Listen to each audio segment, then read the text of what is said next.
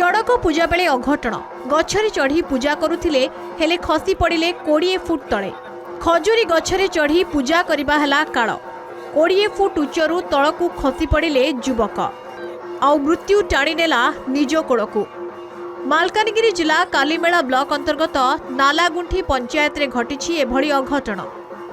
एमपीभी 36 ग्राम रे बंगीय संप्रदाय लोकंक पक्षरु गाँ रे चढ़क पूजा चलीथिला। पूजा पाई गाँ निकटरे थिबा एक खजुरी गछरे चढ़ीथिले जगदीश साना नामक युवक। पूरा उपरकू चढ़ी खजुरी कोली तोड़ुथिले हेले असावधानता जोगु गछरु खसी पड़िथिले तळकू। गुरुतर आहत होइथिले जगदीश। गाँ लोके तुरंत तांकु उद्धार करी कालीमेला गोष्ठी स्वास्थ्य केन्द्र को नेथिले हेले डाक्टर सेठारे तांकु मृत घोषणा करथिले।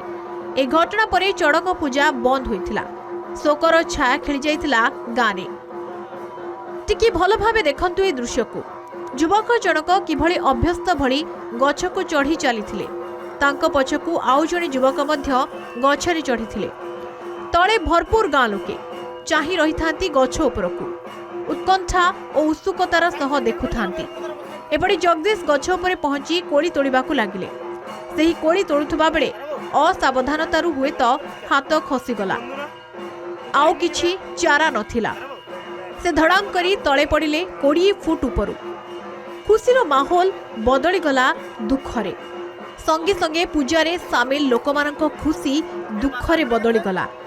मृत जगदीश घर नालागुंठी पंचायत अंतर्गत एमपीभी 36 ग्राम रे। अनेपटे एमभी 80 ग्राम रे एक समान घटना सामना को आसीछि। मिहिर मंडल नामक जणे युवक खजुरी गछरु पड़ी आहत होइछंती। से वर्तमान चिकित्साधीन रहिथिबा बेले तांकर अवस्था स्थिर बोली जଣା पड़िछि। उत्सव समय रे सुरक्षा नहीं एबे बड़ प्रश्न उठिछि। कारण निकटरे दंड नाच बेले ढेंकानाल जिला विद्युत तार लगी तीन जनकर जीवन जाइछि।